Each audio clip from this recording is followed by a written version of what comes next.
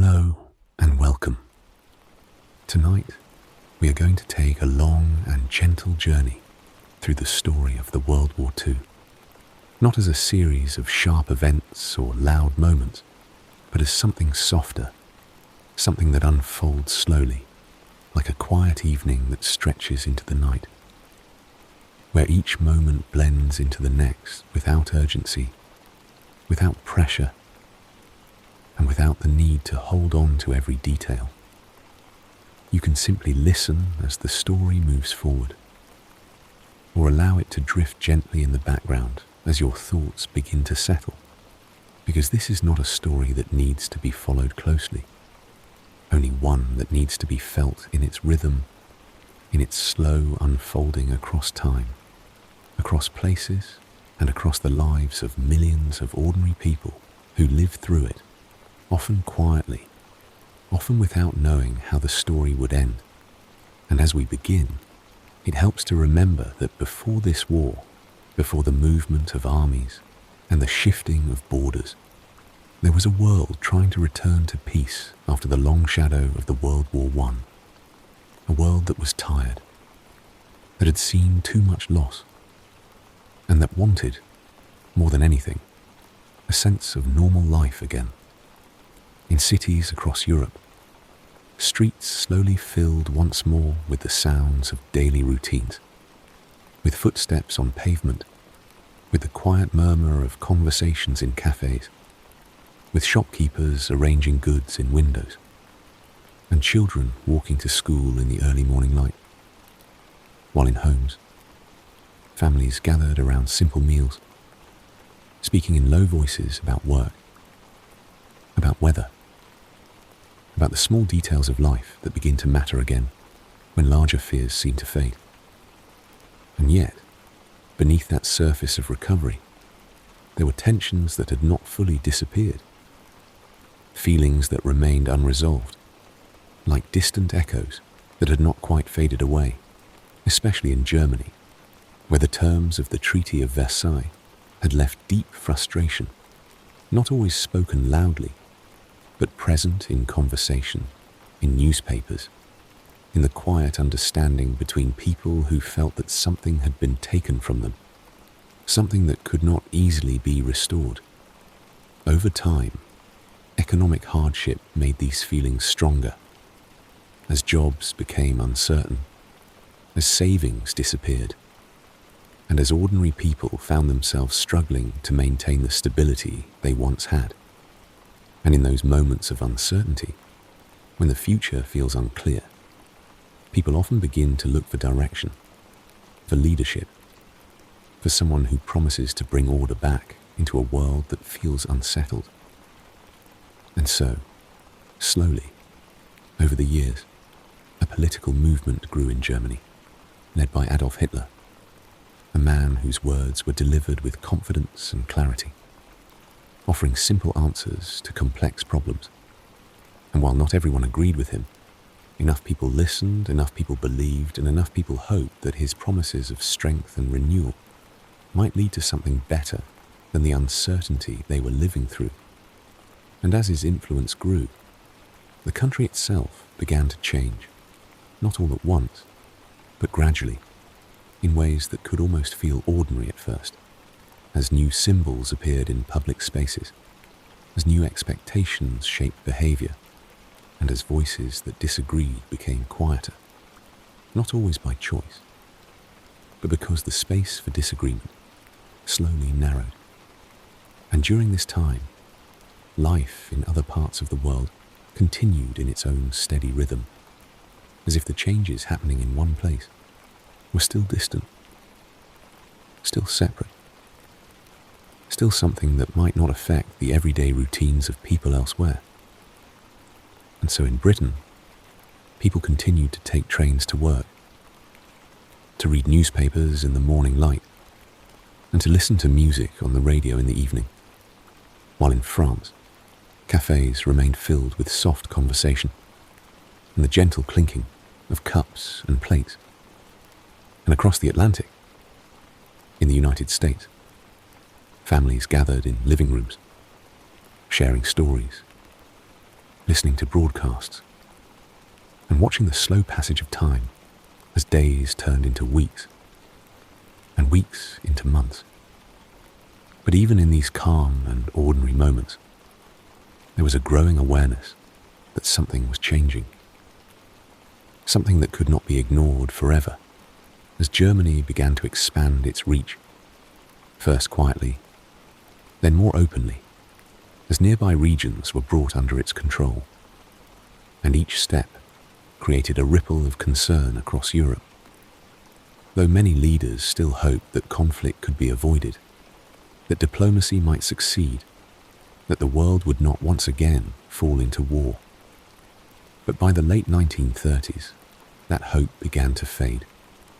And when Germany invaded Poland in 1939, the long period of tension gave way to something more certain, more defined, as Britain and France declared war, and the world entered into another conflict, one that would spread further and last longer than anyone could fully imagine at the time. And in those early days, for many people, the change did not feel immediate, because daily life often continues even as larger events unfold. And so there were still mornings where people woke up, prepared breakfast, and stepped outside into familiar streets, even as news of the war began to travel through radios and newspapers, slowly reshaping the understanding of what was happening beyond those everyday routines. But the war itself moved quickly,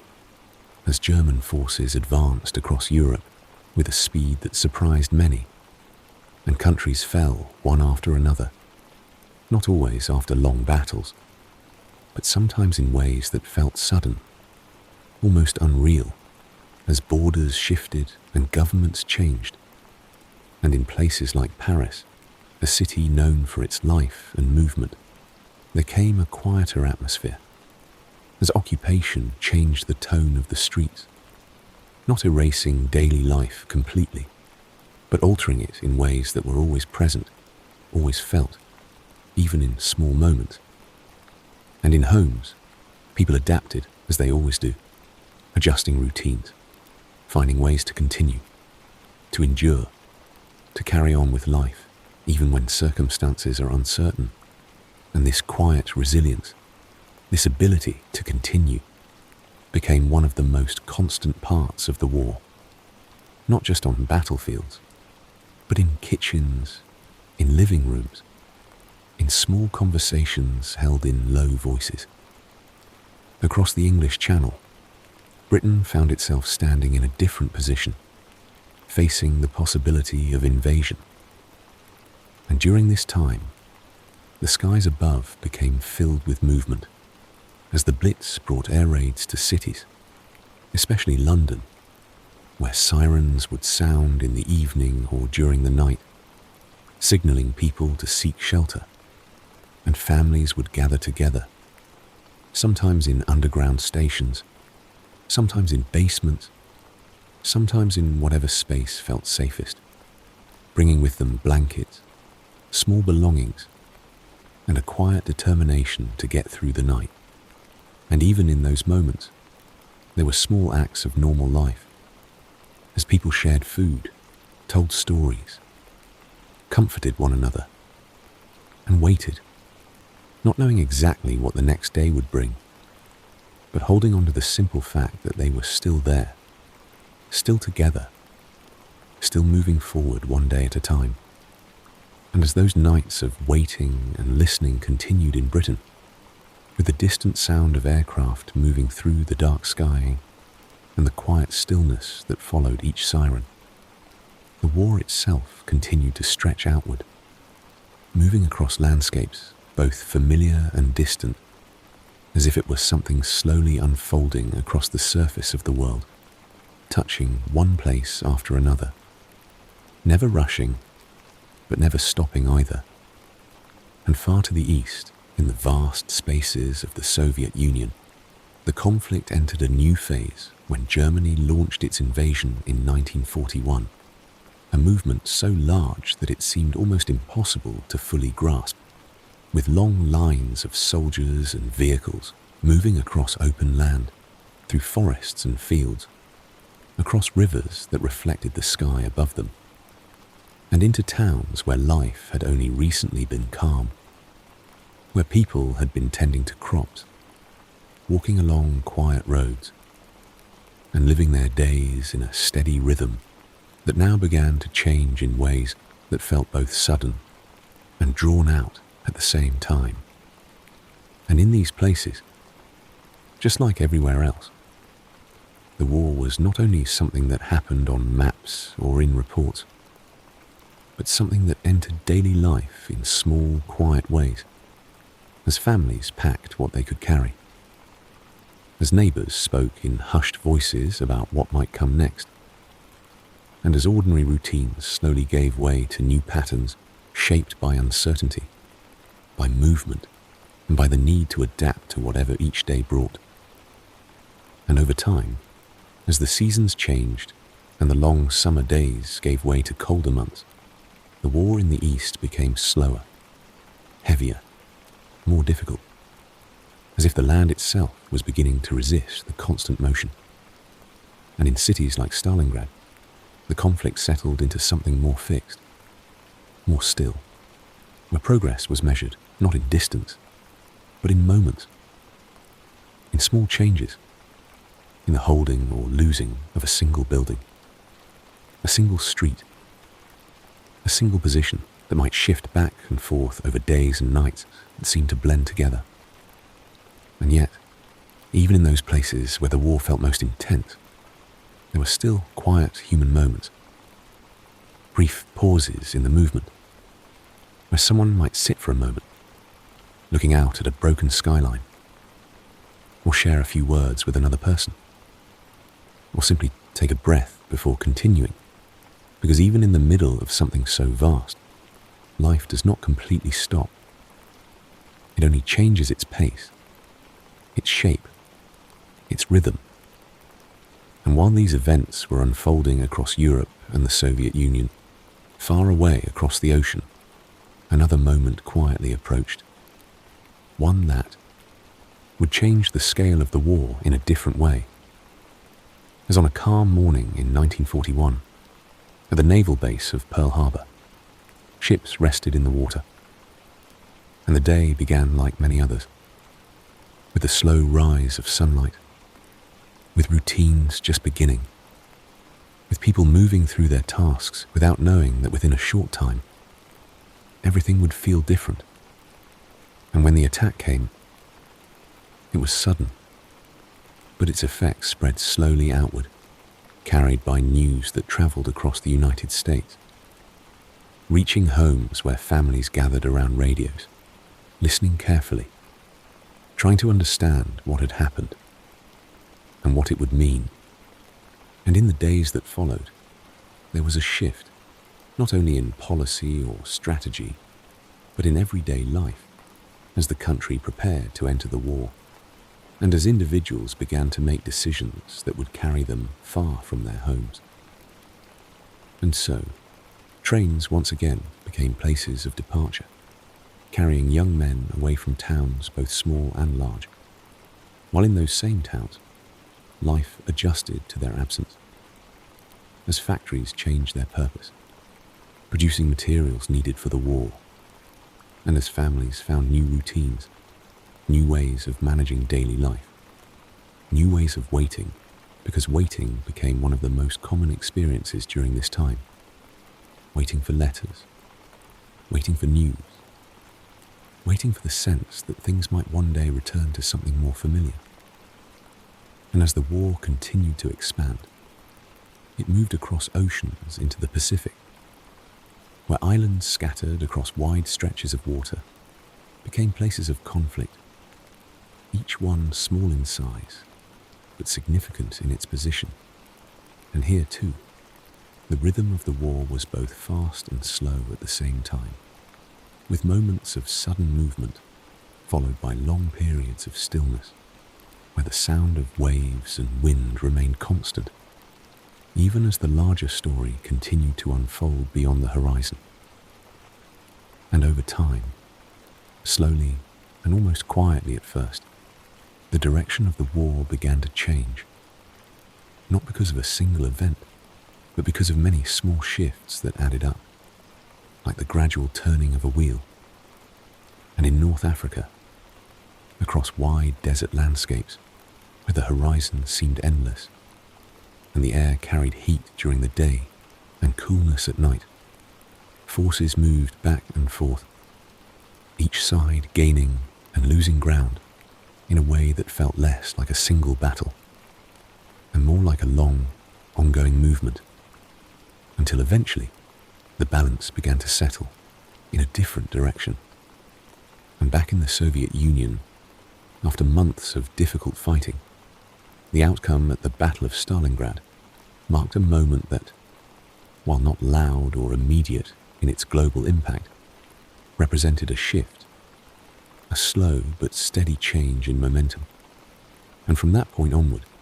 the sense that the war might not continue in the same direction began to grow, not everywhere at once, but in small ways, in quiet understandings, in the gradual realization that something was beginning to turn. And as this change continued, preparations were made elsewhere for another step, one that would open a new path in the war, and on the coast of France, along long stretches of beach that had once been places of rest and simple activity. Something very different was being planned, something that would bring movement back to Western Europe in a new way. And when the day came, known now as D-Day, the early morning carried a sense of quiet anticipation, as waves moved toward the shore, and the horizon held the shape of what was coming next. And from that moment forward, the slow return began, not as a single sweeping change, but as a steady progression, as towns were reached, as roads were travelled, as places that had been occupied for years began to shift once again. And in cities like Paris, the change was felt not only in large gatherings or visible celebrations, but also in smaller, quieter ways, as people stepped outside with a different feeling in the air, as conversations became more open, as movement returned to streets that had long been watched carefully, and even as the war continued elsewhere, there was a sense, in some places, that something was coming to an end, even if that end was still some distance away. And still, across the Pacific, the conflict carried on, moving from island to island, each one a small point on a vast map, yet each one holding its own stories, its own moments, its own quiet experiences of those who were there. Until finally, in 1945, the war in Europe came to a close, as Germany surrendered. And across the continent, there was a kind of silence that followed, not empty, but full, filled with the weight of everything that had come before, and with the beginning of something new that had not yet fully taken shape. And even then, the war was not completely over. As in the Pacific, events moved toward a final conclusion, one that came suddenly with the use of atomic weapons, bringing the conflict there to an end as well. And with that, the long global movement that had touched so many places, so many lives, slowly came to rest. And in the days and weeks that followed, the world did not return to normal all at once, but instead entered a period of adjustment, of rebuilding, of quiet reflection, as people looked around at what remained, at what had changed, and at what needed to be rebuilt, not only in physical spaces like cities and roads, but also in the more subtle spaces of memory, of experience, of understanding. And over time, slowly and gently, life began to find its rhythm again, as mornings returned to familiar patterns, as shops reopened, as conversations once again filled the air, and as new generations grew up in a world shaped by what had come before,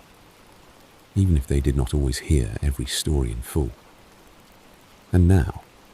as we continue forward, there is no need to hold on to the details, no need to follow every step, because the story itself has already begun to settle, to soften, to become something quieter, something that drifts rather than moves, something that feels more like a memory than an event. And you can simply remain here, in this calm space, where the past slowly fades into stillness, and where your thoughts can begin to rest. And as that sense of stillness begins to settle over the story, like a soft layer of quiet resting gently over everything that has come before, we can remain for a while in the years just after the war, where the world, though no longer filled with the constant movement of conflict, is still slowly adjusting, still finding its balance again, still learning how to exist without the weight of uncertainty pressing on every moment, because even when something as large as a global war ends, its presence does not disappear all at once, but instead lingers in small ways, in quiet habits, in memories that surface unexpectedly, in the way people pause before speaking, or in the way they look at the world around them with a deeper awareness of how quickly things can change. And in many cities across Europe, the process of rebuilding began not with grand gestures, but with simple actions, with bricks being placed one by one, with streets being cleared, with windows being repaired, and with people returning to places that had once felt familiar, now carrying a different feeling, a sense that they were both the same and not the same at all, because time had moved through them in a way that could not be reversed. And in homes, families gathered again around tables, sometimes smaller than before, sometimes quieter, but still holding on to the rhythm of shared meals, of conversation, of being together in whatever way was possible. And in those moments, there was often a sense of gratitude, not always spoken, but present, in the simple act of sitting, of resting, of continuing. And as months turned into years, new routines began to form, not as a return to the past, but as something new, something shaped by what had been experienced. And in many places, children grew up hearing fragments of stories, small pieces of what had happened, sometimes told in full, sometimes only hinted at, sometimes held quietly, without words at all, because not every memory finds its way into conversation, and not every experience is easy to explain. And yet, even in that quietness, there was a shared understanding, a sense that the world had passed through something significant, something that connected people across countries and cultures, even if their individual experiences had been very different. And over time, as new buildings rose and new generations stepped into their own lives, the visible signs of the war slowly became less immediate, less present in everyday surroundings. But the memory of it remained, woven into the structure of society, into the way countries interacted with one another, into the desire, held by many, to avoid such conflict again, and to build something more stable, more lasting, more peaceful. And so, in the years that followed, there were efforts to create new forms of cooperation, new agreements, new ways of working together across borders. Not always perfectly, not always without difficulty, but with a shared intention that had grown out of the experience of what had come before. And while these larger developments unfolded, daily life continued in its own gentle rhythm. As people woke in the morning, stepped outside into streets that gradually became busier, more alive, more filled with the small sounds of normal life, returning as shops opened their doors, as bicycles moved along quiet roads, as trains carried passengers from one place to another, and as evenings once again became a time for rest, for conversation, for quiet reflection. And in those evenings, in those quiet moments at the end of the day, there was often a sense of calm that felt deeper than before, not because life had become easier in every way, but because there was an awareness, a quiet recognition of the value of peace, of stillness, of the simple ability to sit without fear, to rest without interruption, to close one's eyes, knowing that the night would remain quiet. And as we remain here in this part of the story, there is no need to move quickly forward, no need to rush toward anything else, because this moment, this period of slow rebuilding and quiet reflection, is itself a kind of gentle ending,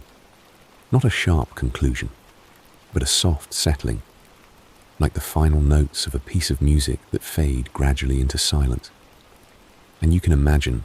if you like, a quiet street in one of these cities, perhaps early in the morning,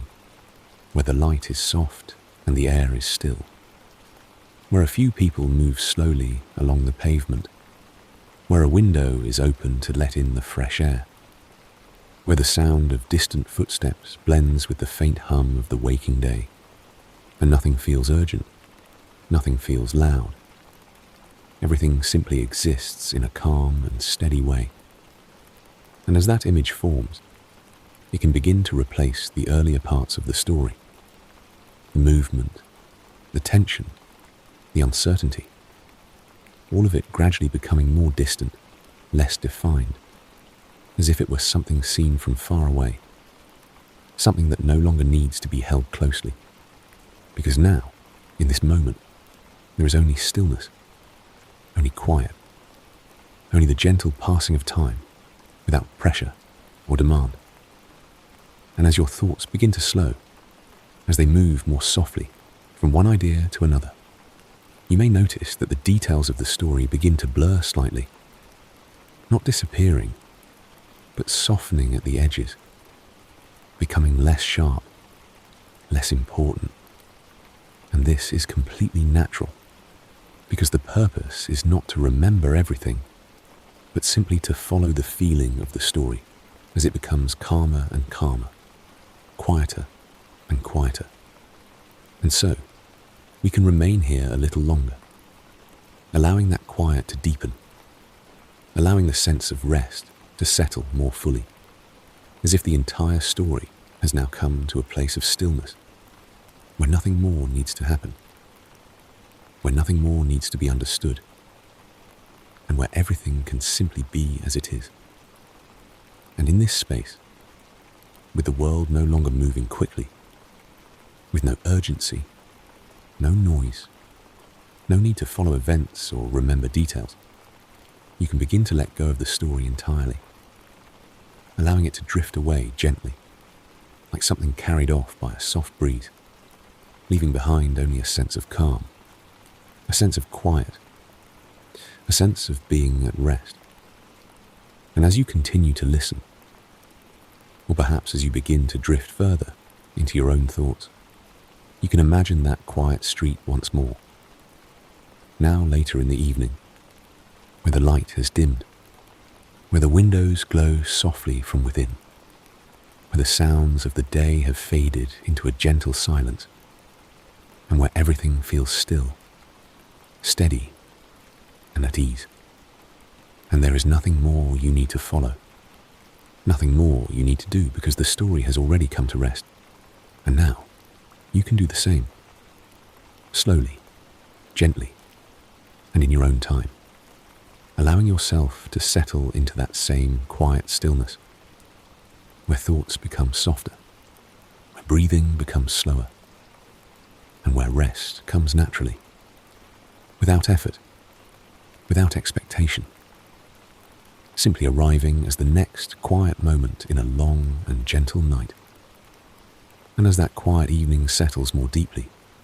with the soft glow of light fading gently behind distant windows and the slow rhythm of night beginning to take hold, the story itself continues to soften,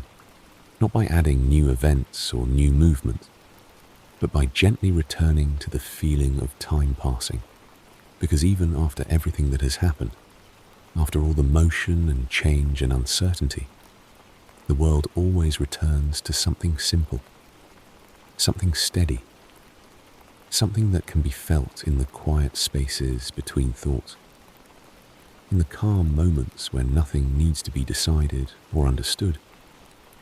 And as we remain here, it becomes easier to imagine how those who lived through those years slowly found their way back to this same kind of stillness. Not all at once, but gradually, over days and months and years, as routines returned and as the weight of the past became something carried more gently, rather than something pressing constantly forward. And in those early mornings after the war, when the air felt cool and the streets were still, there was often a quiet sense of beginning again, not in a dramatic or obvious way, but in the small and steady ways that life rebuilds itself, as someone might step outside to sweep a doorway, or pause for a moment to look at the sky, or walk along a familiar path that now felt slightly different, not because the path had changed, but because they had. And this subtle shift, this quiet awareness, became part of everyday life, blending into ordinary moments in a way that did not need to be spoken about, but could be felt all the same. And as time continued forward, the seasons moved as they always do, bringing with them the gentle changes of light and temperature, the slow turning of the year that reminds us that even after long periods of uncertainty, there is still a natural rhythm to the world, a rhythm that continues without hurry, without interruption. And in many places, people began to find comfort in these patterns, in the return of spring after winter, in the longer days of summer, in the calm evenings of autumn, and in the quiet stillness of winter night, each season offering its own kind of peace, its own way of marking the passage of time in a way that felt stable and reliable. And in homes, new memories began to form, layered gently over the old ones, not replacing them, but existing alongside them as children grew, as families shared meals and conversations, as laughter returned in small, natural ways, and as life slowly became something that could be lived without constant attention to what might happen next. And even in larger cities, where the signs of the past had once been most visible, there came a gradual shift toward normal life, as streets filled once again with movement, with people going about their daily routines, with the sounds of conversation and activity blending together into a familiar and comforting background. And while the past was never entirely gone, it became something quieter, something that no longer shaped every moment, but instead rested gently in the background, like a distant memory that could be acknowledged without needing to be relived. And as we continue to rest in this calm space, there is no need to return to the earlier parts of the story, no need to revisit the movement or the tension, because all of that has already passed. And what remains now is only this sense of stillness, this quiet continuation of life, where each moment flows into the next without resistance, without urgency, and without the need to hold on to anything at all. And you may begin to notice that your thoughts are moving more slowly now, that they are no longer following a clear path, but instead drifting gently, like clouds moving across a wide and open sky, forming and dissolving without effort, without direction, simply existing for a moment before fading into the next. And this is a natural part of settling, of allowing the mind to rest in the same way that the world itself has come to rest after everything it has moved through. And so, we can remain here a little longer, allowing that softness to deepen, allowing the quiet to become even more complete, as if the story has now become nothing more than a gentle presence, something that no longer needs to be followed, only felt, only experienced in its calm and steady rhythm. And in this space, there is nothing that needs to be remembered, nothing that needs to be understood, because everything important has already been carried through the story. And now, all that remains is the feeling of calm that it leaves behind, a calm that can settle into your breathing, into your body, into the quiet space of your thoughts, where everything begins to slow down just a little more. And as you continue to listen, or as you begin to drift further into rest, you can imagine that quiet evening once more, now even stiller than before, where the air feels soft and unmoving, where the lights are dim, where the world itself seems to pause for a moment. And in that pause, there is nothing but peace, nothing but quiet, nothing but the gentle passing of time without any need to notice it, and slowly, without any effort, without any intention, you can allow yourself to follow that same stillness, to move gently into that calm, where thoughts become softer and more distant, where the edges of awareness begin to blur, and where rest comes naturally, like the final step in a long and gentle journey that has already come to its quiet end.